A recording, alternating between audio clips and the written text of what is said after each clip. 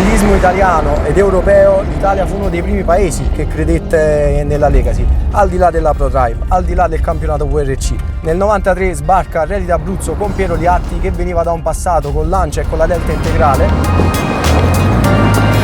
Poi ci fu tutta l'attività di Subaru Italia con l'allora responsabile della comunicazione Alberto Zambelli Rain, che contribuì a rendere partecipe Legacy, protagonista meglio, al Memorial Bettega con il funambolico Colin McRae.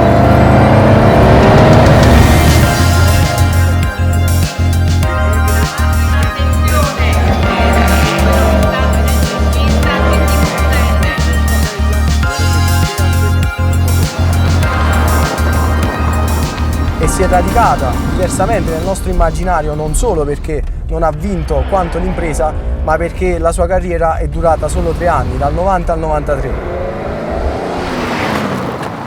Legacy rappresentò il campo di prova per poi sviluppare l'impresa. Fu un'occasione però anche per la concorrenza a battagliare con questa nuova ed avanzata giapponese, che soprattutto sul misto e terra più disturbò la nostra Delta. Infatti quello che posso confermarvi è che questa berlinona sembra essere nata dalla terra. Molti hanno lamentato la carenza di coppie e bassi regimi dell'EG20, ma quello che posso confermarvi è che una volta messe le ruote della Legacy su un fondo scivoloso, quello che sembra essere un handicap diventa inarrestabile energia.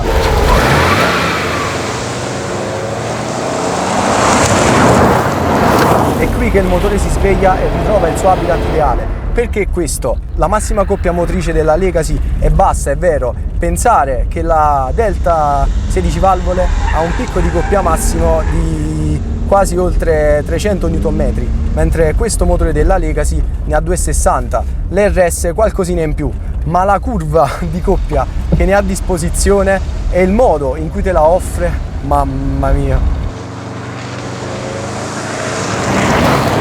Compreso questo comportamento, questa tendenza del motore a sviluppare molto in alto, su asfalto non c'è nulla da dire, va sfruttato, a meno che vogliate scoprire quali sono i vantaggi dell'utilizzo di un motore boxer nella sua risposta anche nel regime medio-basso. Ma come le ruote toccano un terreno come questo, ti riserva un sovrannumero di giri per farti stare sempre col motore nella coppia ideale e per abolire un altro suo handicap, che è quello delle dimensioni. Così come la dinamica dell'auto ha un elevato margine di controllo, si blocca il giunto viscoso, hai una trazione brutale in curva e non importa quanto sia scivoloso il terreno, più acceleri più ti tira dentro e ti comunica millimetro per millimetro dove si sta dirigendo la deriva delle ruote, rendendo percepibile e correggibile quella sua stupefacente e armoniosa dialettica tra sottosterzo e sovrasterzo, rendendo il suo già libertino retrotreno ancora più progressivo e ancora più palpabile, quasi con le mani. Ha come una mistica interazione tra l'avantreno e il retrotreno che la rendono percepibile in un modo stupefacente in questi percorsi qui e ti avvolge in questa sua dolce ma rigida gabbia, questo suo comodo salotto, annullando quasi del tutto la propensione verso il sottosterzo. Parliamo comunque di un'automobile di quasi 1500 kg e quindi saperci dialogare in un certo modo anche su questi fondi qui è importante per poter sfruttare appieno le potenzialità del motore così come del telaio e soprattutto se si vogliono superare i 5000 giri.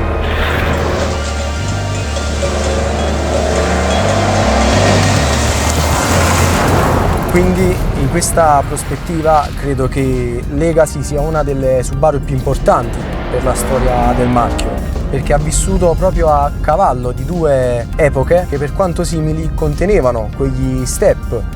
successivi essenziali per avviare Subaru con un forte know-how e con una forte identità verso gli anni 2000. E infatti anche grazie alla versione Wagon della Legacy si avvertiva questo legame tra gli anni 80 e gli anni 90, si avvertiva in un modo nostalgico perché ad esempio le Legacy Wagon in variante turbo avevano le sospensioni elettropneumatiche autolivellanti come sul Leone Turbo Wagon e sulla Subaru XT. Sistema che appunto già si vide su queste vetture già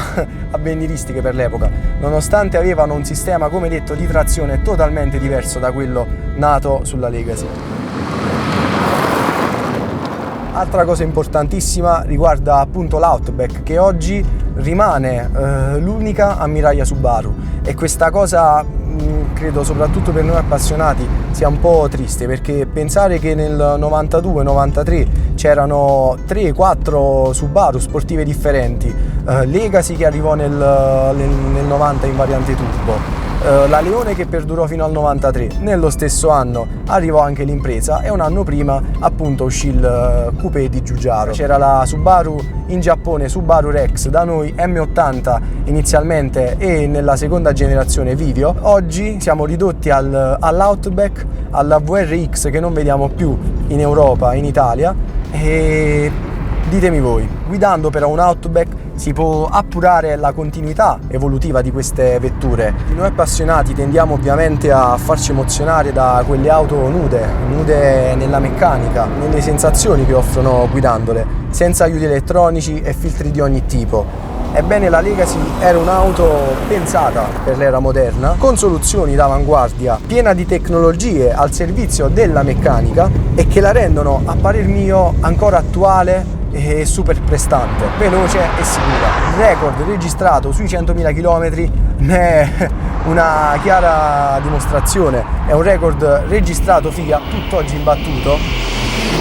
Legacy è una macchina che può essere guidata da chiunque, ma che può impegnare chiunque, e se riesce a superare quei suoi elevatissimi limiti di aderenza, solo da quel punto di vista si stanno sfruttando appieno le potenzialità di cui è capace. Ogni sua componente, dal sistema di chiusura dello sportello, a come le plastiche sono assemblate, a come il sedile è fissato sul binario, lascia di stucco, per come tutte queste cose sono preservate dopo 30 anni, e dopo 30 anni passati sotto al sole, e da quando è con me in ogni altra condizione, ma non per dire che le automobili le sciupo, ma che mi piace viverle, e soprattutto amo viverle negli habitat per il quale sono state progettate.